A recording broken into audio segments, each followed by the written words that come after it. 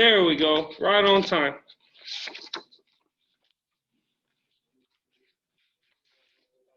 This is a sign-in sheet.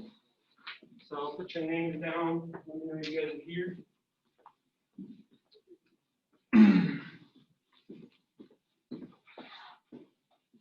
me quickly calibrate my screen here so I don't write stuff that's won't show up on the video.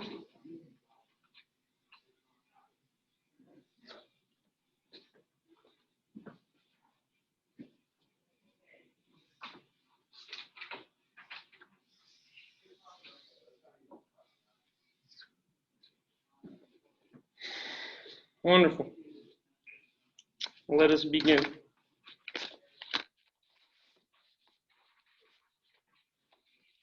So, last class, we just stopped on 45, 45, 90 triangles. We're still in section 1.1 because we lost some time with regards to the syllabus. Going over that. Okay. So in this situation, if this is C, A, B, or we can call this H, it doesn't matter what the numbers are, we can call this X. We'll go with what your book talks about. So notice that C squared by the Pythagorean Theorem is X squared plus H squared. But because you have a 45, 45, 90 triangle, this leg length X and this leg length H are the same because their associated angles are the same. So this means that X is equal to H, which transforms this equation to this.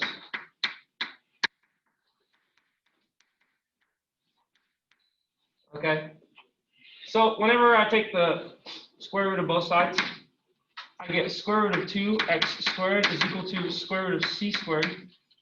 This implies I get root 2x is equal to c.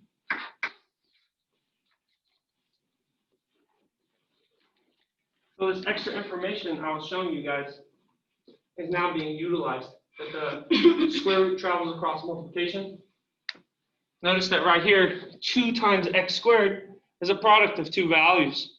So the square root traveled across it to get this.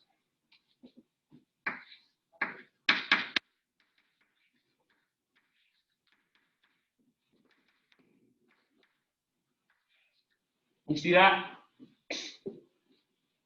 So that's how I went from this step to this step. And this is just square root of c squared. It's just gonna just be c. Does that make sense? The square root of something squared will be just itself. So this seems like I'm adding extra info, but really it's stuff we utilize all the time in our calculations.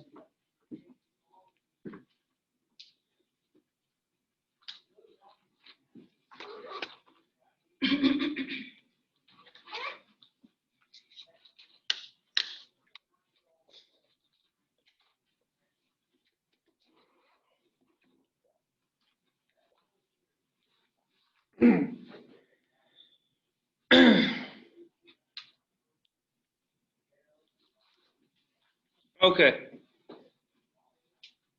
This is a relation that applies to any 45-45 triangle. 45-45-90 triangle. Okay.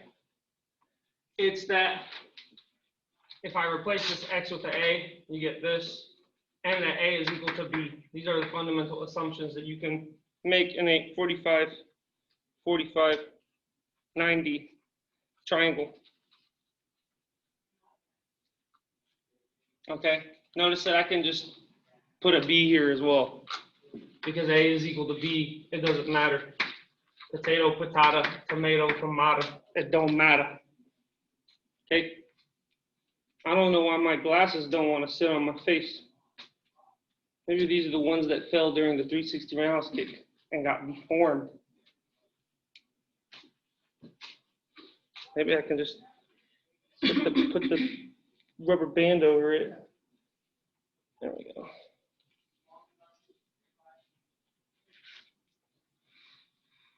Now we talk about 30, 60, 90 triangles. And this might be why certain individuals found that one problem slightly difficult. Maybe just because we didn't get to it in lecture, right? This problem right here, what number is this in your book? 75? Yeah, maybe that's why some students should, I mean, it's like a problem that's more on the complicated side. It requires many steps. But on top of requiring more steps, it used the principles I'm about to talk about right now, about 30, 60, 90 triangles. Of course, if I don't get to something in lecture, feel free to crack that book open, because that has everything you need, okay? Because I was going over the syllabus, we didn't get to the last pieces of 1.1, but now we will do it. Okay, so let's call this A, let's call this B, let's call this C. Pythagorean theorem gives us this. Okay, but we want to find something that allows us to make overarching statements about all 30, 60, 90 triangles.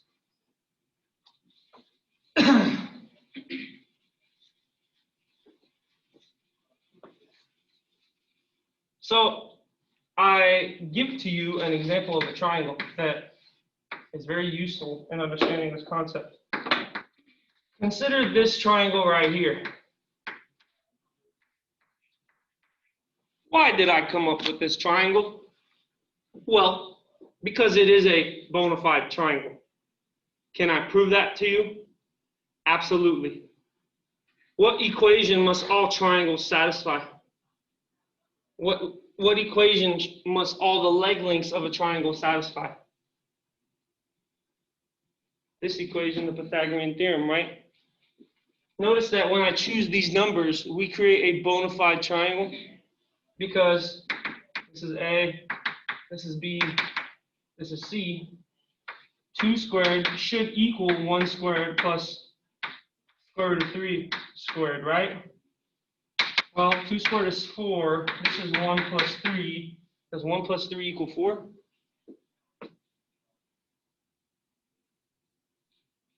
Does 1 plus 3 equal 4? It does. So this is a bona fide triangle. So that's why I picked these numbers, because they work. But it's more than just that they work, okay? It is to show you why this is true about 30, 60, 90 triangles. It's that the B leg is equivalent to square root of 3 times the A leg, and that the C leg is equal to 2 times the A leg.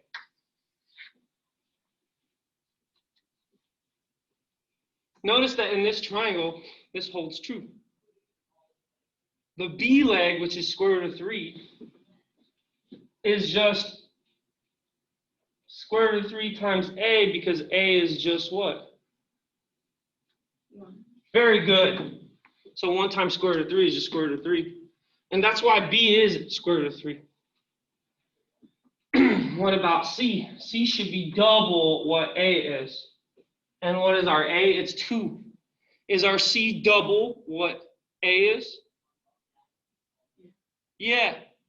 So this triangle allows us to create a general equation. That's why I bring it up. This triangle will also allow us to do more in the future. So when we talk about the unit circle, sine, cosine, and tangent, and the special angle evaluations of those trigonometric functions, it will be involved in that case as well. So you will see this triangle again. But for now, just utilize this important relation, which is the same as this important relation, to solving your problems. Like that one. What's that number again? 70 something? 75. 75, yeah. So with that problem, everybody, you wish to find BE, right? The distance from BE. You have to notice that that is really the hypotenuse of a triangle. One base being BA, the other leg being AE, and the hypotenuse being BE.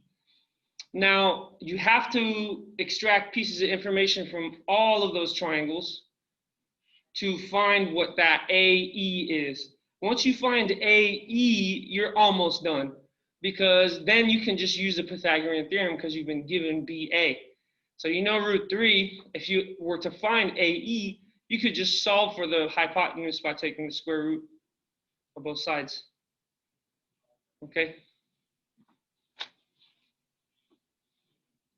Moving on.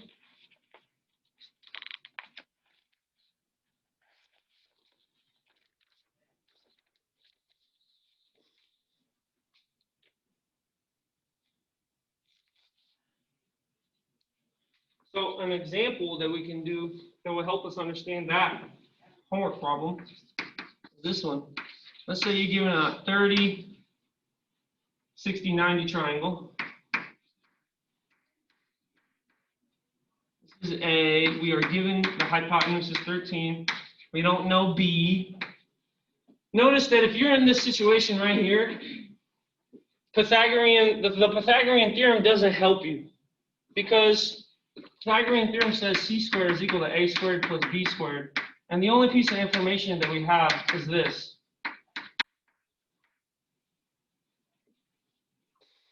Which gives us 169, I believe. But look, we can't solve for either A or B. We need to know one more piece of information, either A to solve for B, or B to solve for A. At this point, we don't have enough information to complete the problem. It is precisely why mathematicians went to discover the general relation right here. We've discovered that every 30, 60, 90 triangle has this property. So this allows us to get to that step that we can use the Pythagorean theorem. So just use that. If B, we don't know B, it's unknown. But if we use that right there, B is equal to square root of 3A. Oh, well, we don't know A, so we can't use this one yet. But let's try that other equation. C is equal to doubling A.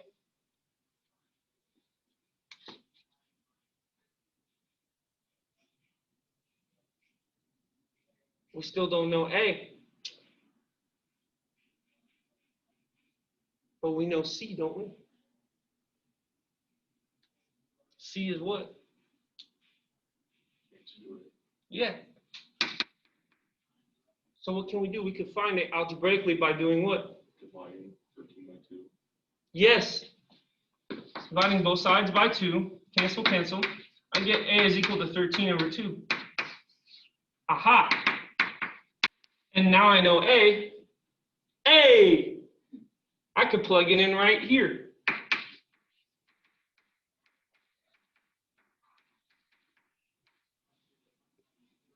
Now I could just solve for B. All I got to do is solve for B now. And we're done. Our goal was to find out what A and B were. So notice that this implies I got 169 is equal to 169 over 4 plus B squared. Because I believe 13 squared is 169. Then we get 169. I subtract both sides by this.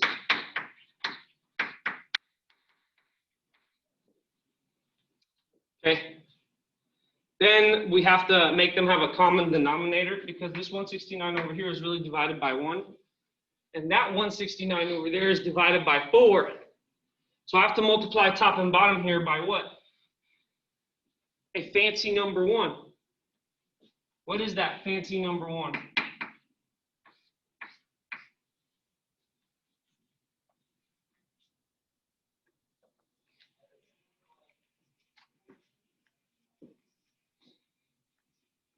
That's right, class.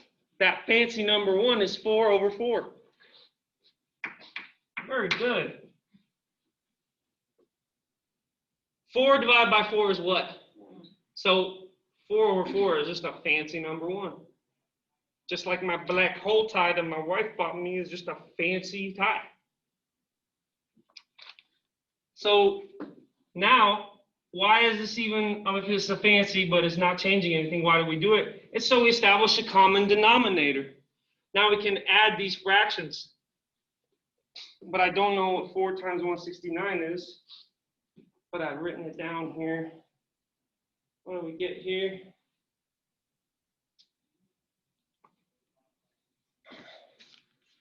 Four times 169. I didn't write it down. I just wrote the final calculation. 4 times 169.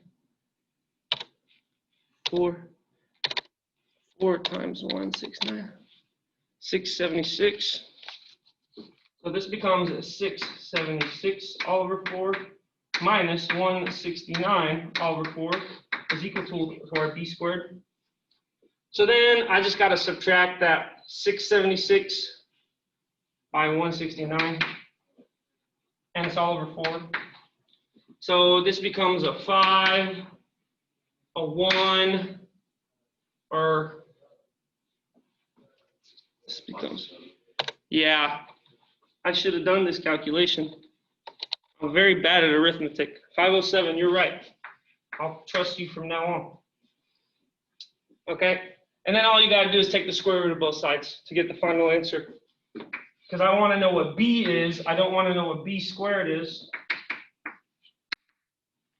And then we get b is approximately 11.25 when you plug it into the calculator.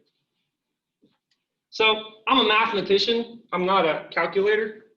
We don't really care about computations of large numbers. We've invented tools that allows us to do that.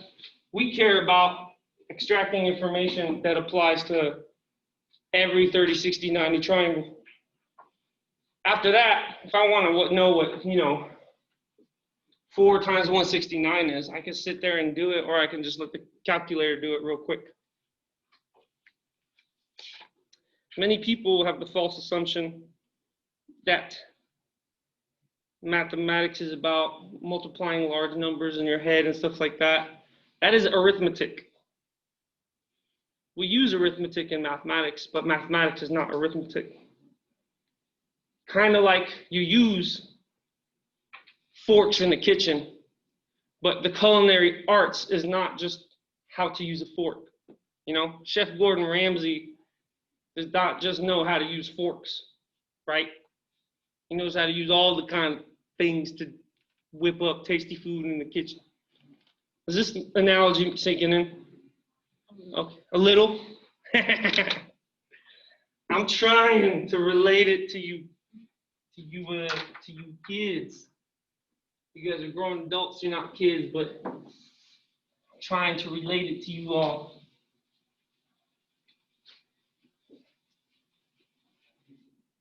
Let's do another example here.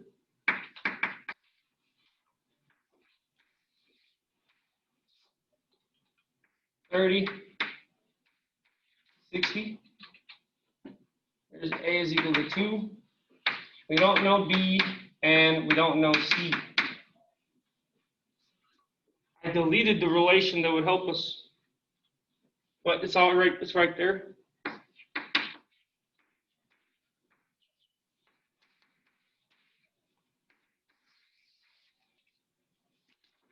That relation will allow us to solve this problem.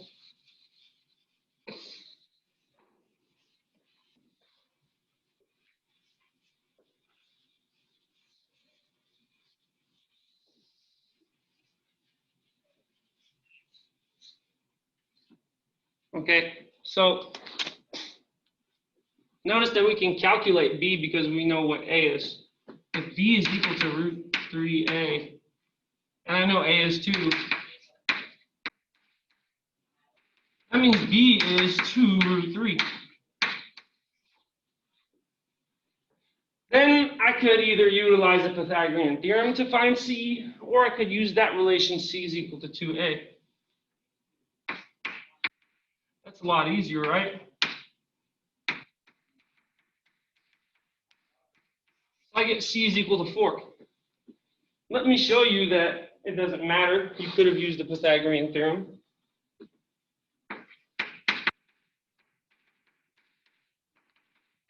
A squared plus b squared is equal to c squared, then c is equal to a squared plus b squared, right?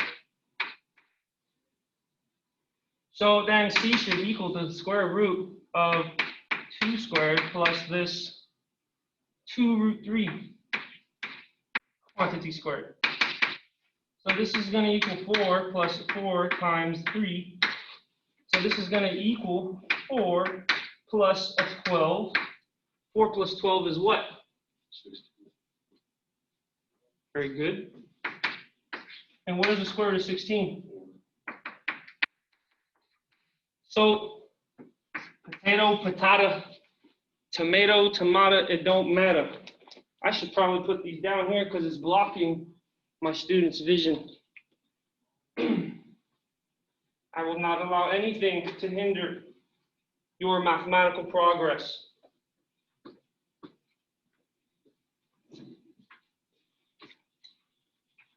Is this making sense, everybody?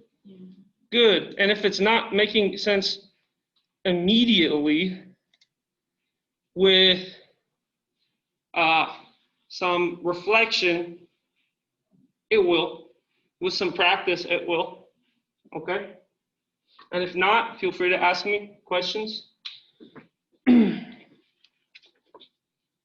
are here to serve you. All right? So, now we can do a fun applied problem, like a real life situation.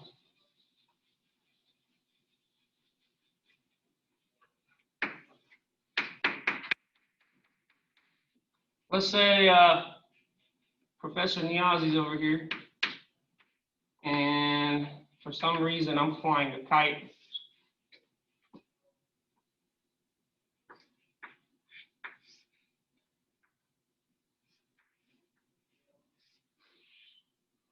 That's my kite. Don't make fun of it. Okay? And just Professor Niazi, we're going to do some biceps over there. Okay? So now we can form a triangle like so. And let's say that I have the string fully out of the kite. The kite string is fully loose. And on the little packaging, it says the string in your kite that you just bought has 100 meters or 100 feet. 100-foot long string. And I purposefully, using a measuring tool, keep the kite at a 45-degree angle because I'm a nerd and I want to do a calculation based off of this situation. Even though I'm at the park flying the kite, having fun, I still got to do math, right? Okay? How high is the kite above the ground?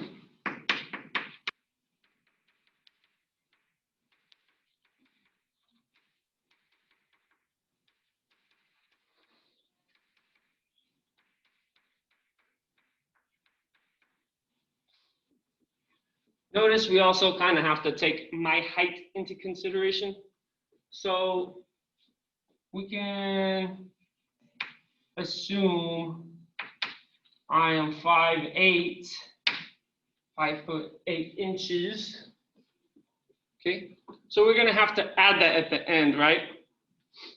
You're gonna have to add that at the end. Whatever we get the height is off of the ground, this height h.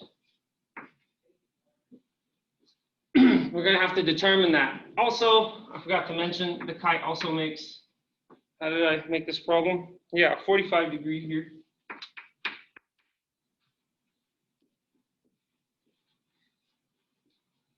Okay.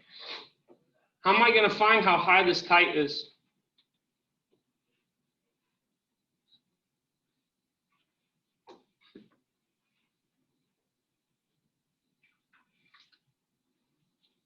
Well, we can use a relation for the triangle, right? If it's a 45, 45, 90. And what was that relation?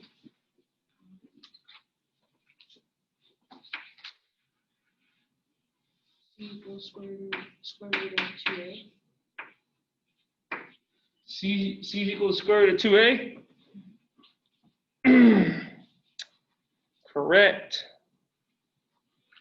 Or C is equal to square root of 2b, or C is equal to square root of 2h. You catching my drift? Okay. So we know C is what, 100, right? Yeah. And we can solve for the height h, right? By doing what?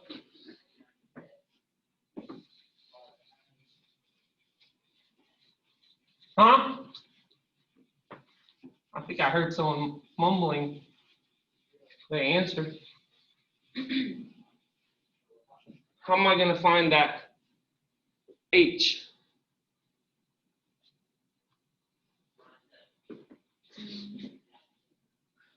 Do what to both sides?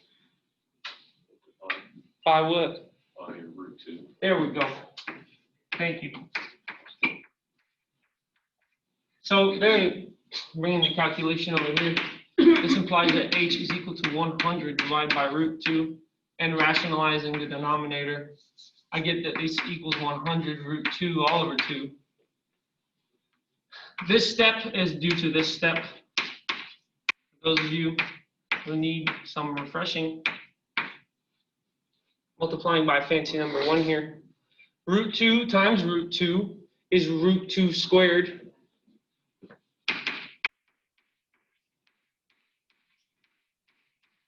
And whenever you square a square root, the root disintegrates. So it just becomes a 2. And that's how we got here. It's called rationalizing the denominator. Okay? Then I can divide that 2 into 100, and what do I get? This is how high h is. But is that how high the kite is off of the ground? No? I saw someone shake their head no. Well, then how do I find the real value?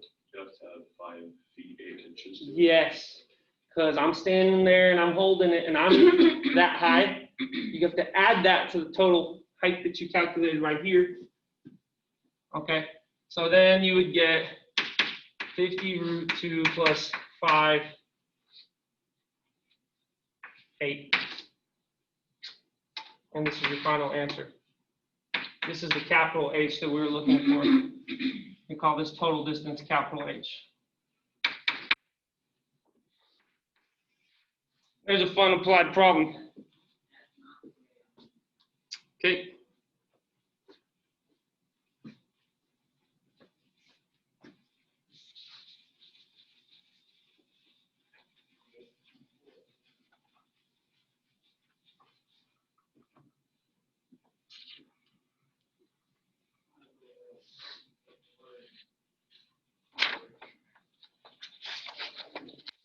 Okay. Moving on to 1.2, properties of triangles. We're going to be talking about similar triangles. We're going to talk about the geometrical phenomena, triangle similarity.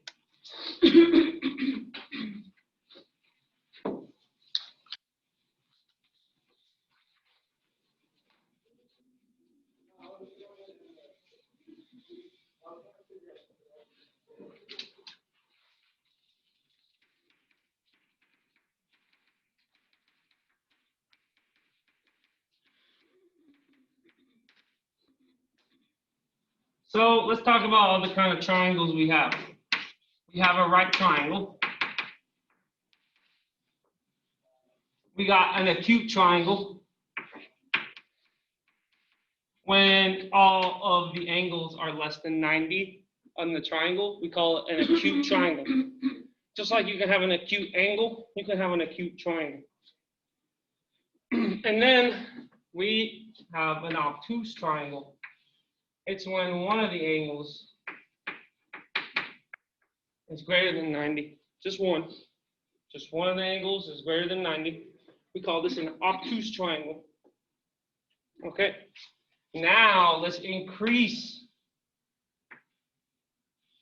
the number of beasts in our menagerie, if you will. Mathematical beasts. These are shapes in our zoo of geometrical objects. Let's talk about the isosceles triangle. Who could tell me what an isosceles triangle is? Yeah. It's when all of the angles are equal to each other. All of the angles? Yeah, and the triangle are equal to each other. So it'd be 60, 60, 60.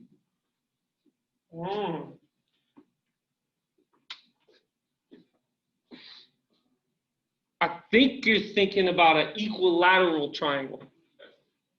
Well, that is right here. We'll talk about the equilateral triangle as well. So are you familiar with this like notation? Yes. Yeah. An equilateral triangle would be like what you said, with all the angles the same. And thus, if all the angles are the same, all the leg lengths will be the same. Then we'll talk about this as an equilateral triangle.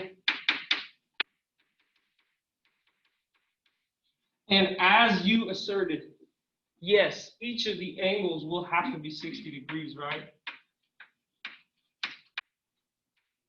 It's the only way we could get away with this situation here, is if all the angles were 60 degrees. But okay, then that's the equilateral. Now let's talk about the isosceles. This is isosceles. And this is one step short of being an equilateral. It's got two the same and one different. Right? The two of these right here are the same, but the one at the base is different than the one up in there. Now, here comes even more. Here comes more triangles, maybe triangles you've never even heard of. What if each of them are different? What's this kind of triangle called? Anybody been reading ahead? Who knows what this kind of triangle is called?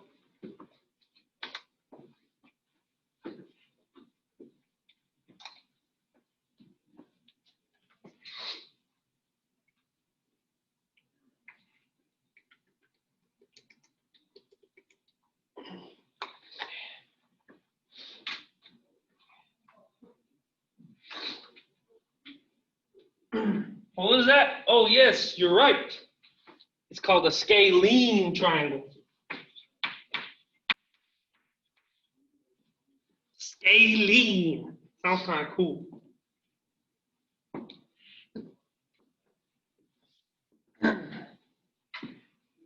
Okay, and now there's also triangles that are like combinations of these things.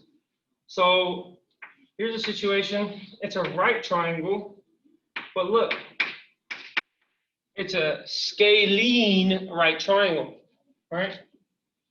So it's right because it has that 90 degree, and it's scalene because all of its leg lengths are different sizes. Make sense? So let's talk about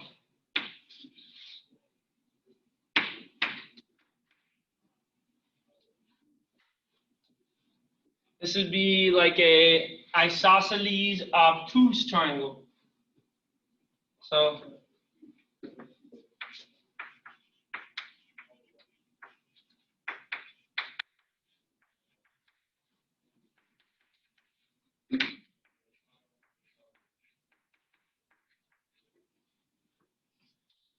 and here's an example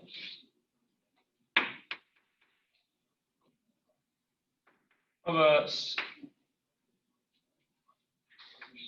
scalene and acute. So these three concepts can be applied to all of these concepts here with scalene, isosceles, equilateral. Now let's talk about some triangle properties that you may already know or you may have forgotten.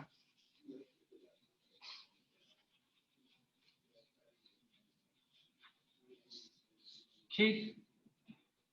There's some very interesting properties of a triangle here.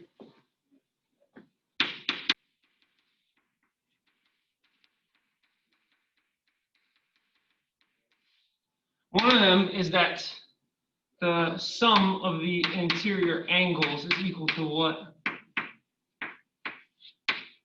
180 degrees for all triangles. The sum of the interior angles is equivalent to 180 degrees.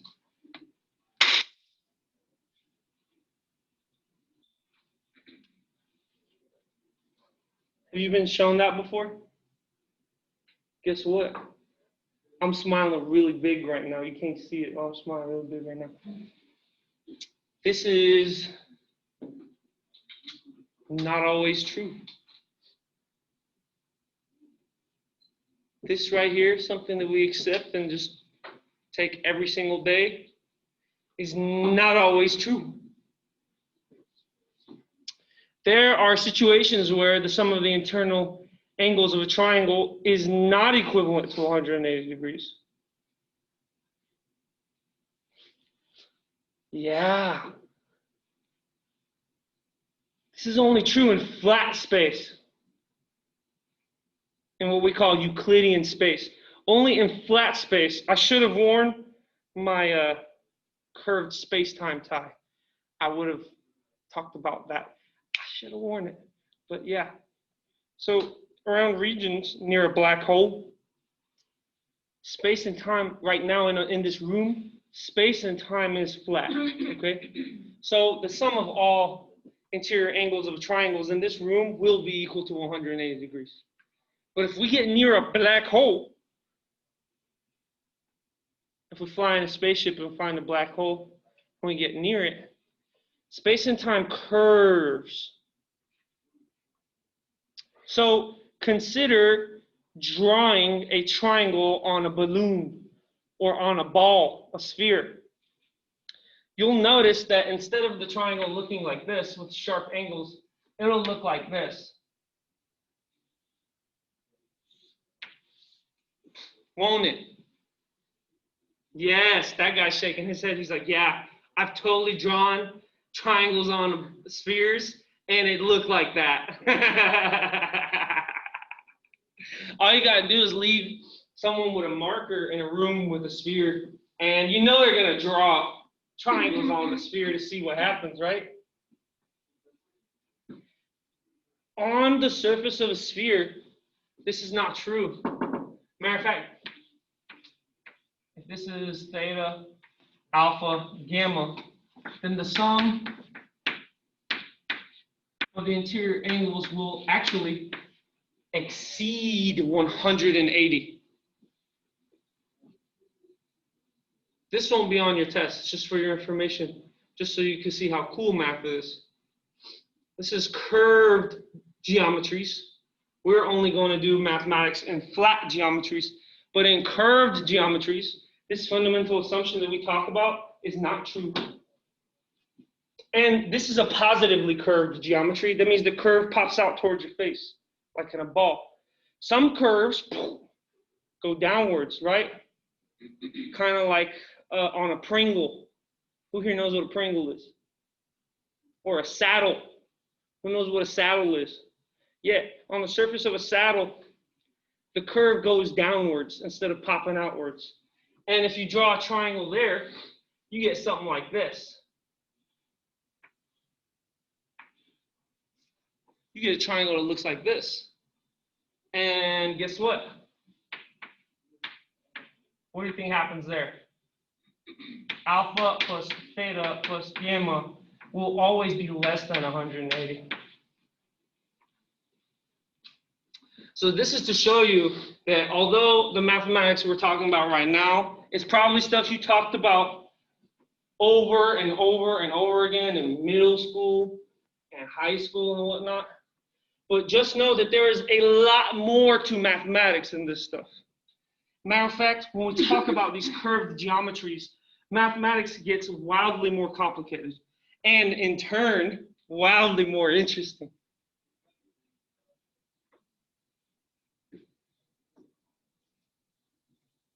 And actually, to understand what happens inside black holes, we have to invent new mathematics, more mathematics than the mathematics we have currently. Because our math does not know how to predict what happens inside of a black hole. To do so, we have to come up with a theory of quantum gravity to understand how space and time curves inside of a black hole and how fundamental particles like electrons, positrons, photons interact once they're coupled with gravitation.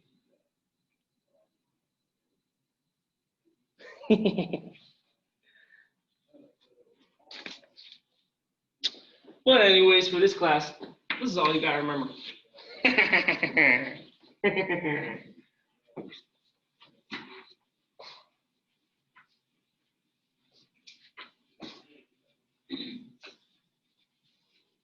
I'm secretly hoping all of you turn into mathematicians or theoretical physicists.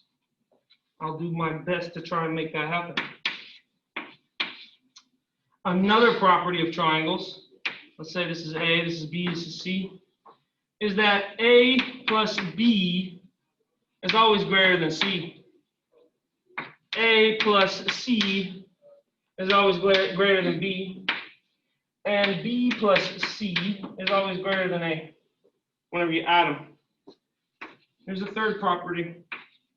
If C is greater than A, or C is greater than B,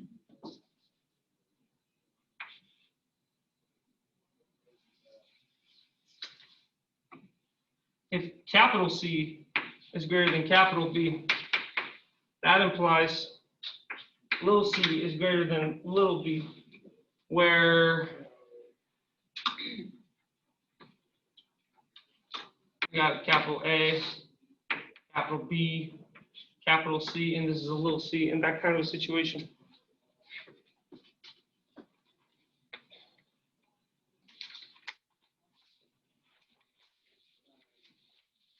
So let's apply this info.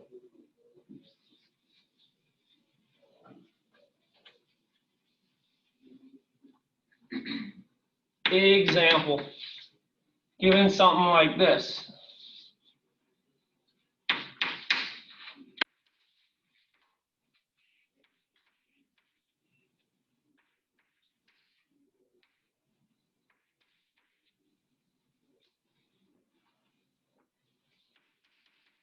Find all the angles.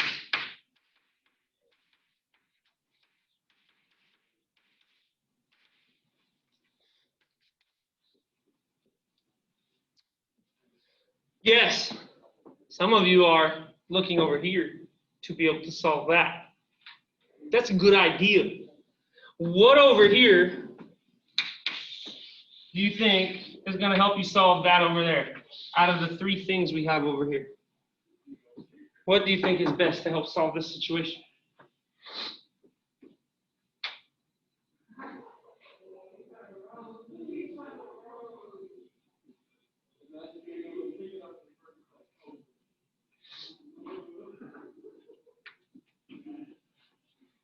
So notice in the triangle, we have that C is equal to 4 alpha. We don't know what alpha is.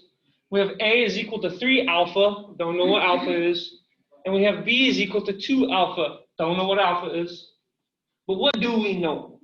Mathematics is all about not whining and being sad about what you don't know. It's all about figuring out how can I use what I do know to increase what I don't know. That's what's so beautiful about math. We take some starting materials and we build stuff out of it using our brains. And every one of you has a brain, and every one of you can do it.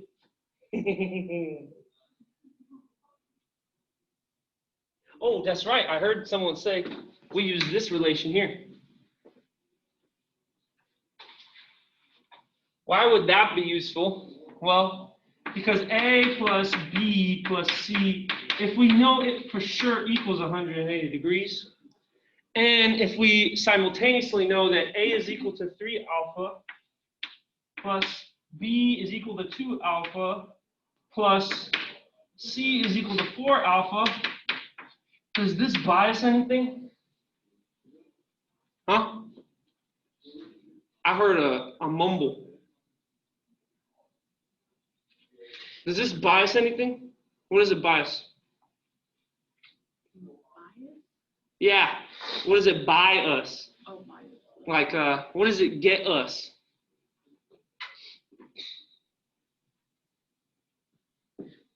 Then 9 what?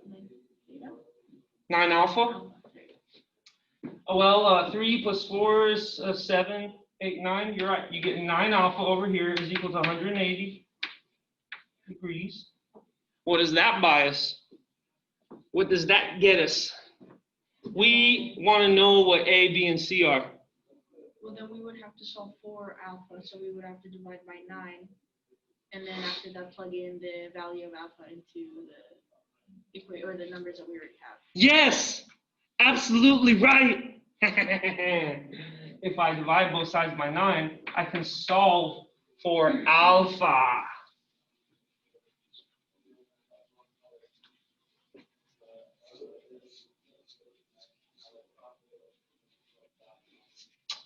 That means alpha is equal to 180 degrees divided by 9. So this is equal to, what is that? 2 times 9 gives me 18. And I multiply that times the 10 to give me 180. Divide that by 9. Cancel, cancel. That gives me 20. Alpha is equal to 20 degrees. And as you noted, young lady, that allows me to solve for all the angles A, B, and C, because A is equal to 3 alpha, B is equal to 2 alpha, C is equal to 4 alpha. All I need to do is say 3 times 20 degrees, this is equal to 60 degrees.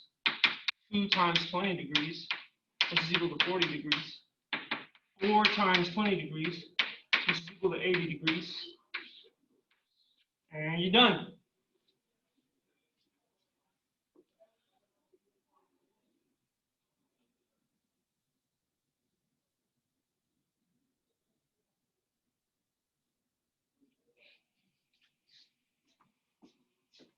Does everybody get what's going on?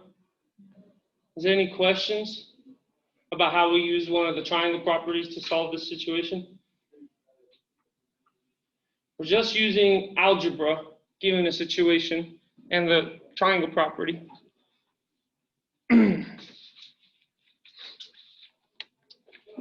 I would like to kindly remind everybody about the technology policy in class. So if there's any cell phones out, I don't want to see them. I'm not implying you're utilizing the cell phone. I just don't want to see it. It makes me antsy.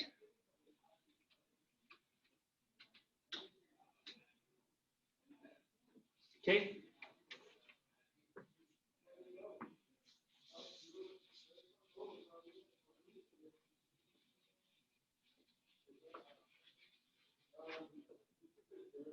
Now, given A is equal to 156, B is equal to 131, and C is equal to 147,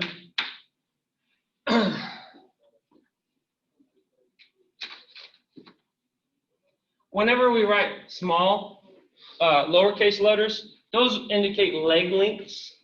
Those are like leg lengths. And then the capital ones are for angles, okay? So I just gave you some leg lengths, and now we have to give you some angles. So these are the properties of a triangle. I'm going to give you some more information. The triangle has some angle 51 degrees and some angle 61 degrees. So here's your task. Find the third angle.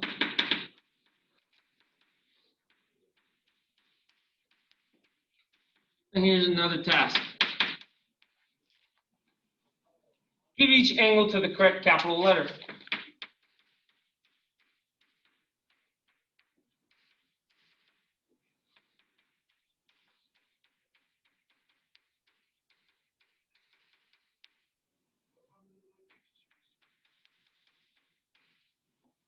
Who wants to help me with task number 1?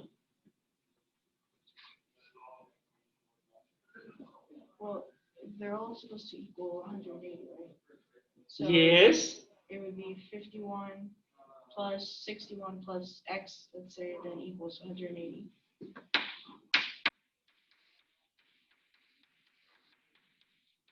Go on. Then after that, you add the 51 and the 61 together, Okay. which is Whoa, so it's really hard for me to do that. 11. 112? Okay. All right. 68 degrees. 68? How are you getting that? You subtract 112 from 180. There we go. To get 68. That's what I like. I like to hear what the answer is with the explanation. Or even better, explanation then answer. Does that make sense? I like that order where the explanation comes first, then the answer. Because it simulates and it allows your classmates to see how did you arrive there.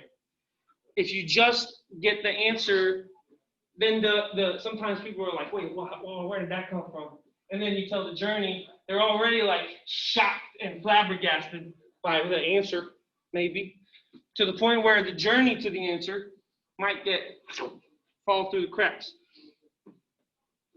So we will try and practice talking about how do we get there first and then the answer. Because that's actually how you did it yourself, right?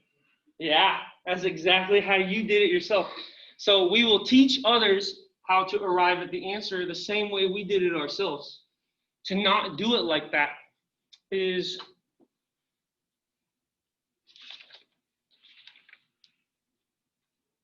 not as helpful. Now, we've checked number 1 off of the list. How can we check number 2 off of the list?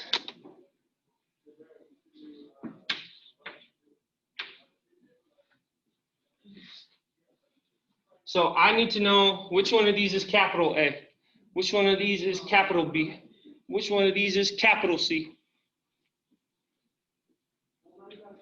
Well, the biggest length is gonna go with the biggest angle, right? Yes, that was one of our triangle properties I erased. So what letter should I assign that?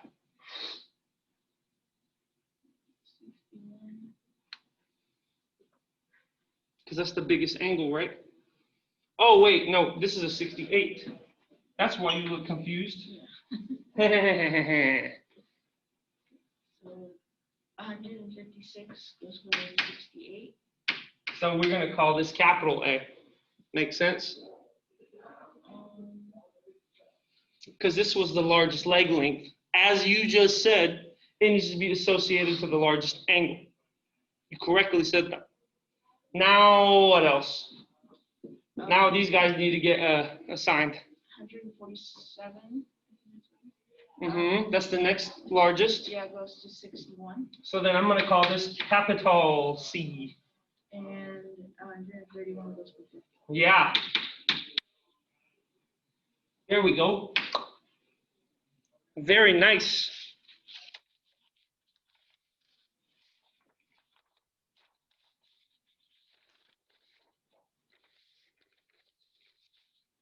Now let's talk about similar triangles.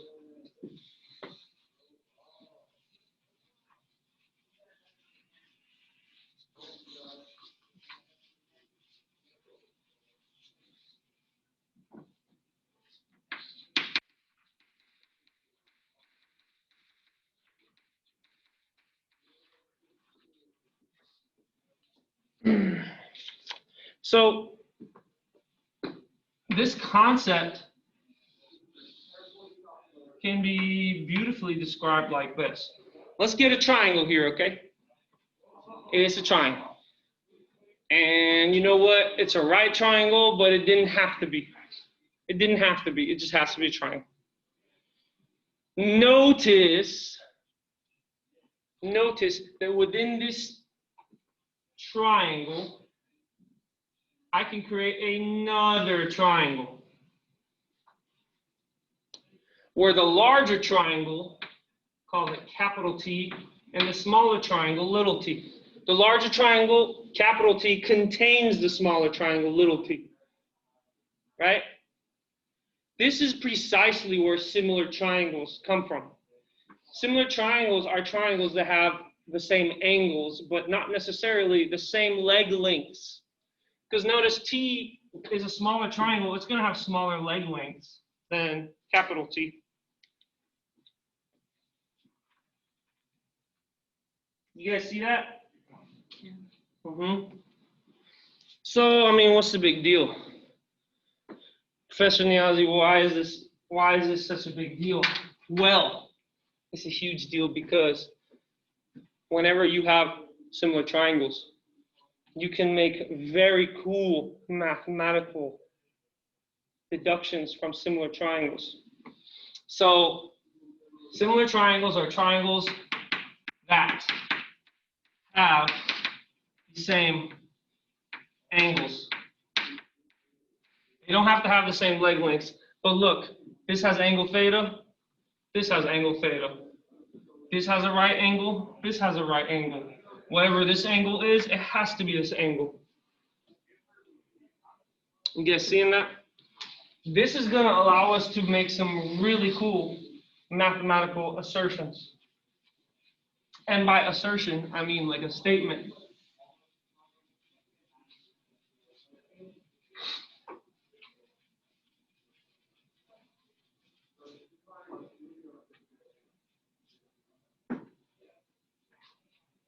So for instance, let's say we got someone here standing on the ground and they cast a shadow. Let's say the shadow is 10 feet in length. Let's say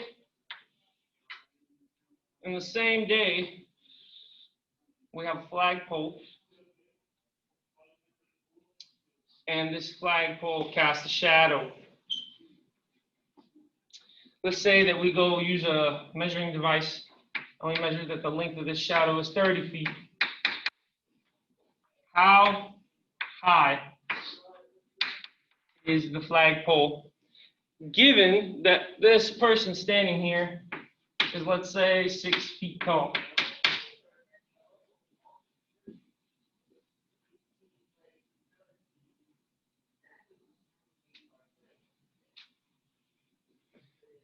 This is where similar triangles come into play, because just like this,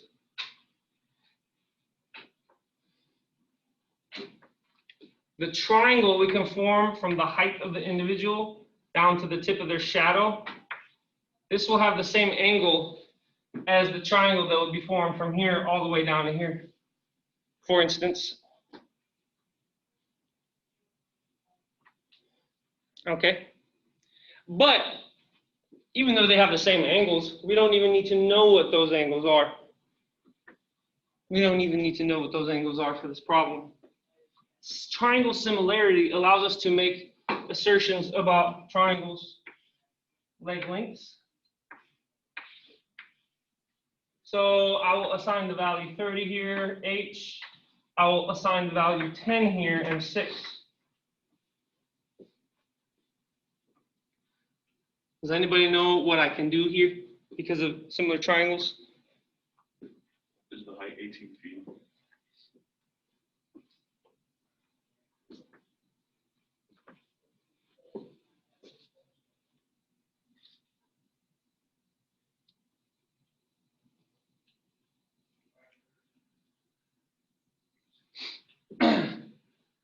Does anyone know how I can use similar triangles to attain that information?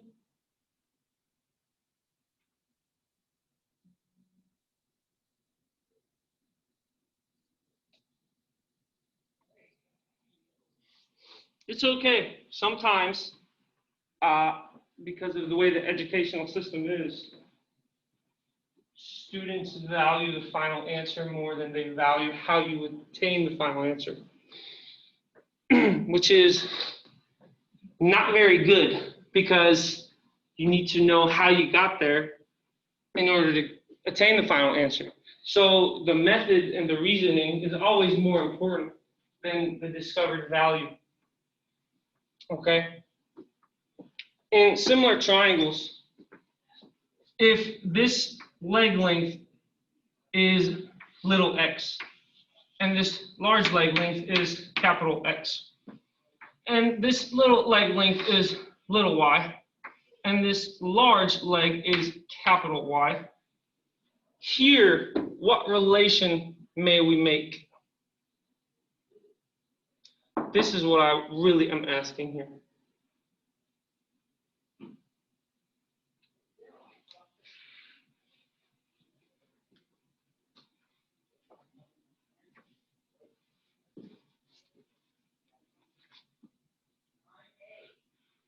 The cool thing is that it's the ratio that is preserved.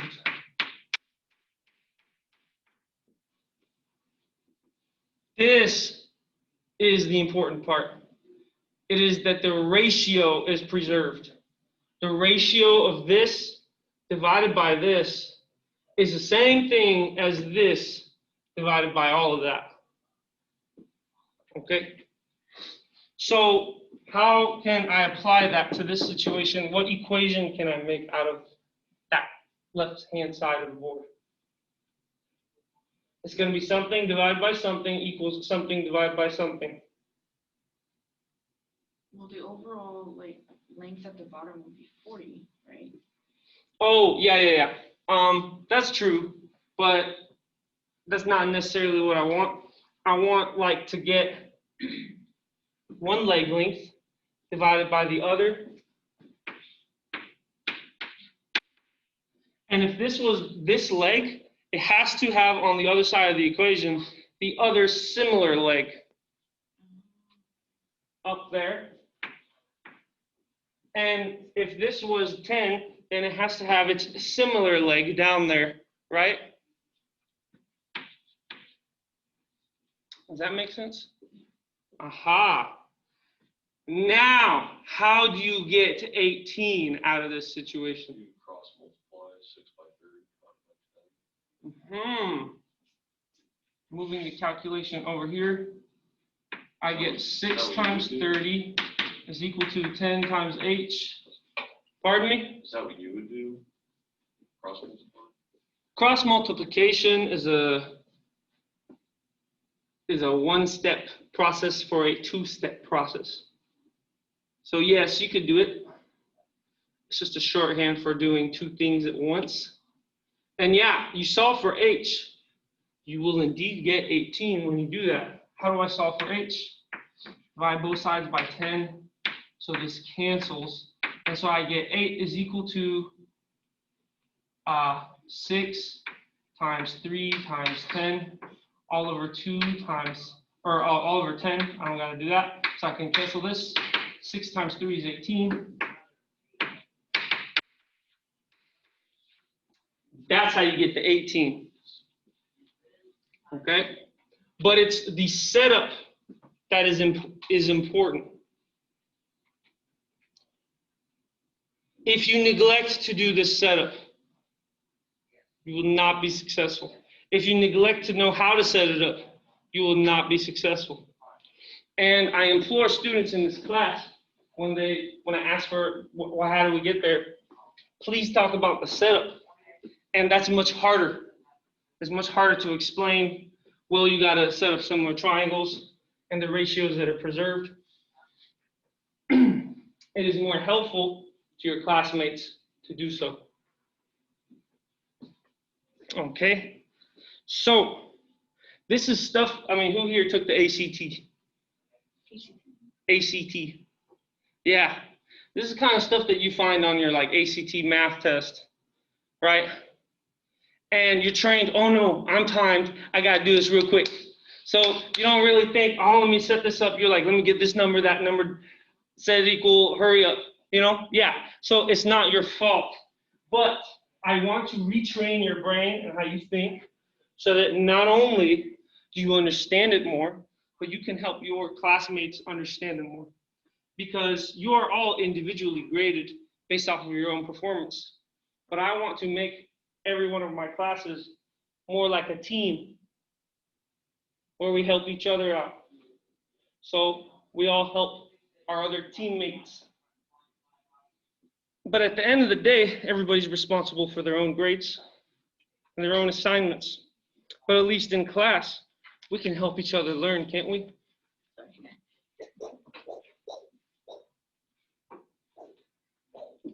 See it? Yeah. All right.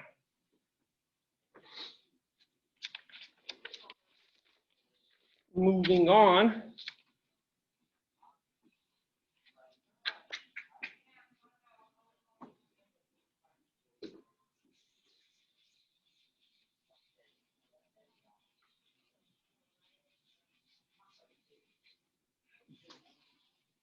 And if you haven't written all of it down, it will be on the video, so you can just rewatch it.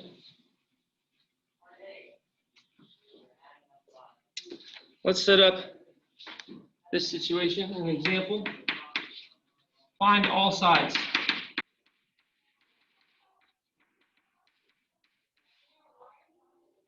Let's say you're given something like this. Let's say you're given something like this.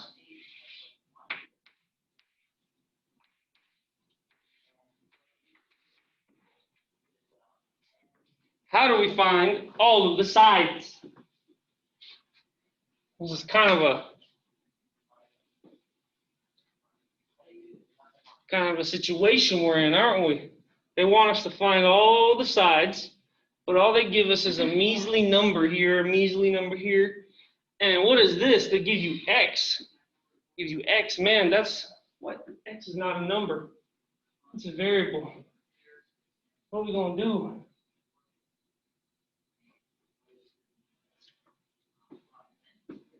Oh, one last piece of info that I have neglected, but it was slightly implied.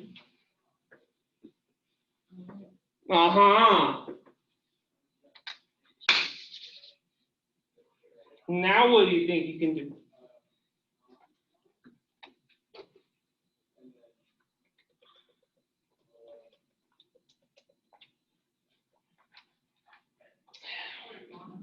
Any suggestions on how to set it up? These are similar triangles too? Aha! Let us utilize the mathematical concept of triangle similarity. Yeah, because look, if I rotate this triangle, just reorient it, the opposite of the 90 degrees is 3x. If this comes here, theta. The opposite of the theta is 6. So yeah, it's a triangle that has all the same angles. Because if this is theta and that is theta, and this is 90 and that is 90, this last angle has to be the same. If the two angles are the same, then the third angle has to be the same. Because of, remember,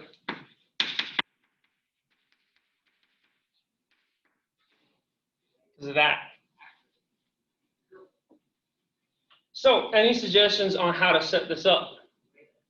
We know that they're similar. That means we can use that ratio idea. Remember? We took one leg divided by another leg in the same triangle, and you set it equal to the same similar leg divided by the same similar leg in the other triangle.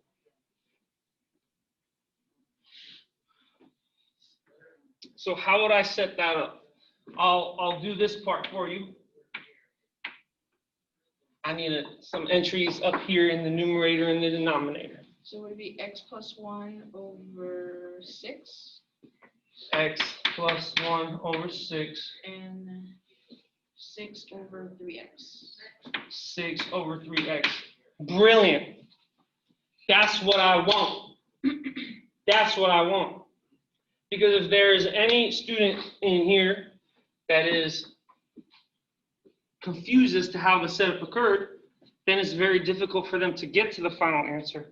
But if we can get the students to get the setup, after that, they can attain the final answer themselves. If they don't make any calculation errors, that is. If you don't forget a negative sign, if you don't multiply wrong, stuff like that. So now, what do? We can cross multiply, sure. So this is 3x times x plus 1, which is equal to 6 times 6, which is 36. Now what? Our goal is to find all the sides. So now what? Multiply the 3x times x and then 3x plus. Distribute. So this is 3x squared plus 3x is equal to 36. Now what? Divide by 3. Oh, divide both sides by 3, right? Yeah. First I'll factor it out to make it clear. Then I'll break this up into a factorization like so. Because 36 is 6 times 6. And maybe I should do this. 36 is 6 times 6. And 6 is really 2 times 3. So I broke up one of the 6's in the 6 times 6 to 2 times 3 because I'm a number theorist. Don't blame me. That way, it's very clear when we cancel out the 3's. Okay. And that way, it's very clear what ends up here is a 12 because the 2 times the 6 remains. So I get x squared plus x is equal to 12. I mean, now what? And we're trying to find all the sides here. Now we're left with x squared plus x is equal to 12. Man, what are we going to do? You subtract the x. Subtract an x? So you put it to the other side and then square root it. No. Because if we were to do that, good suggestion. If we were to do that, we would get this. We get x is equal to plus or minus square root of 12 minus x. But that doesn't tell us what x is. It's just solving for itself in terms of another expression, right? We want to find what number is x. X is really not a variable. It's really a secret number. It doesn't range. It's a secret number that we want to find. So this method, albeit has algebraic validity, it does not lead us to solving the problem. So we'll rewind back to this x squared plus x plus 12. But I like it. I like it. I like when you guys suggest stuff. We try it out. We see why it didn't work. That way you learn. And that way, if I'm not there, you have already understood, oh, that won't work. And here's why it won't work. Right? You guys remember how we solved for x in quadratic equations? This is just a quadratic equation, isn't it?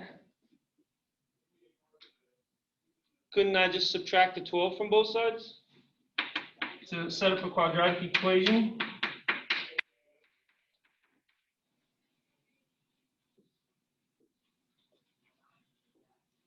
Who remembers how to solve this quadratic equation?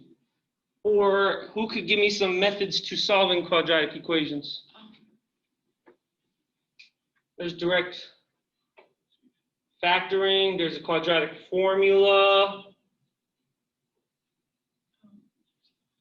Either one of those would work. I'm not going to pull out the quadratic formula. That's like cutting the Thanksgiving turkey with a chainsaw.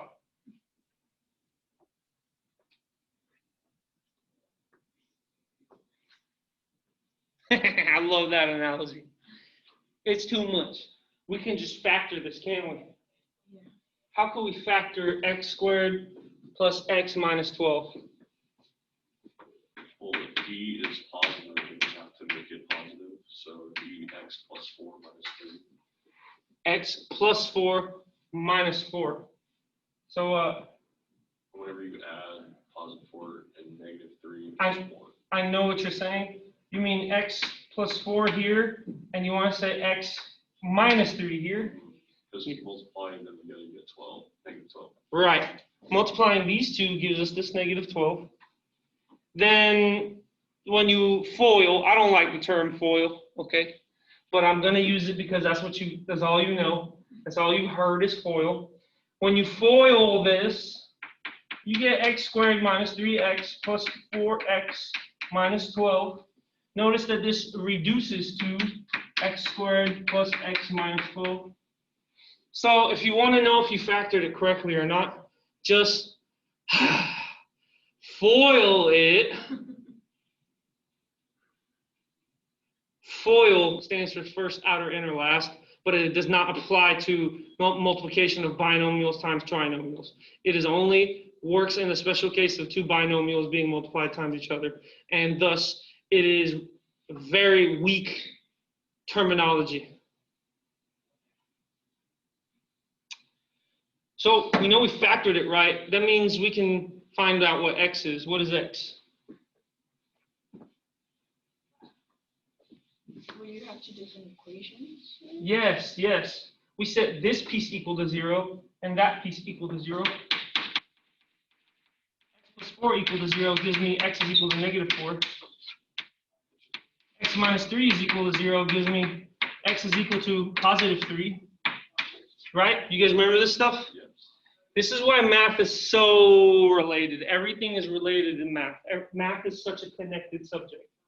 So even though you're in trig, you're going to talk about pre-calc. And when you go into calculus, you're going to talk about trig and pre-calc. And when you go into differential geometry, you will still talk about calculus and pre-calc. You will have those ideas there. Mathematics builds upon itself and it has foundations. And trigonometry is one of the foundations of mathematics. So you guys are starting to build your mathematical foundations. That's really cool. Now, notice that this is a negative length. Does that make sense to us? No? So we're actually going to toss this answer out. We're just going to retain the answer that makes sense, this positive length. And then this leg becomes a 3 times what x is, 3, 9. And this becomes a 3 plus a 1. What would that give me? A 4. And we can find this last leg using the what?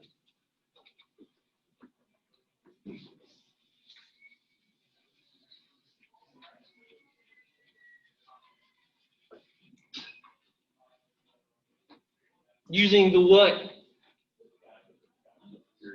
Yes, Pythagorean Theorem.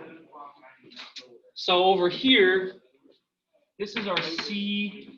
You don't know our B. This is our A. So C squared is equal to A squared plus B squared. That gives me 6 squared is equal to 4 squared plus B squared. This means B squared is equal to 6 squared minus 4 squared. This implies B is equal to the square root of 6 squared minus 4 squared. Technically plus or minus, but we take the positive value because we don't like negative lengths. And then B is equal to what?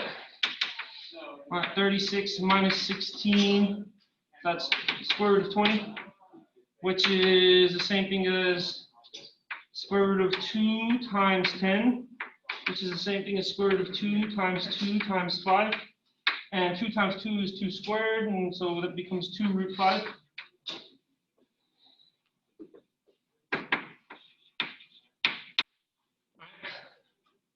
What about this leg? Use the Pythagorean theorem again. Okay.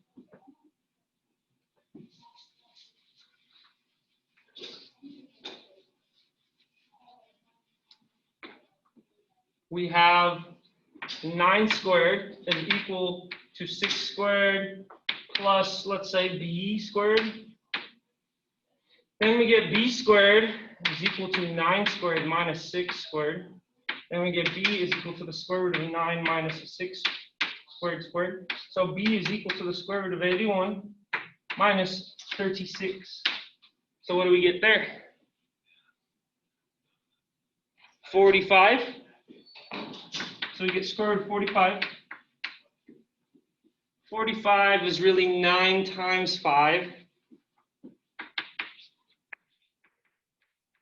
And 9 is really 3 squared. So whenever you distribute the radical to the 3 squared, it becomes the norm of 3. So this becomes b is equal to 3 root 5. So this becomes 3 root 5.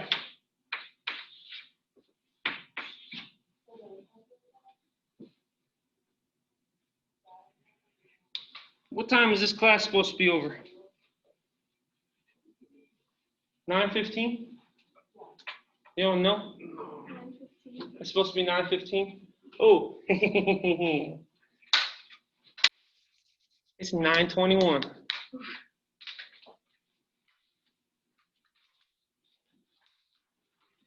Just blame me if you're late to your other class. I will take the heat. I'm not kidding. If I make you late to your other class, I will take the heat. Do any of you guys have a class to get to right now? Yeah. Okay. All right. Email me and your professor simultaneously. I'll let them know that I made you late. So I'll take the heat for you. Sound good? Yeah. Feel free to let me know that, hey, class is like over or almost over. I'm kind of socially awkward. And so I get in really hyper focused and I forget about like reality. And all I care about is math. And I forget what time it is. So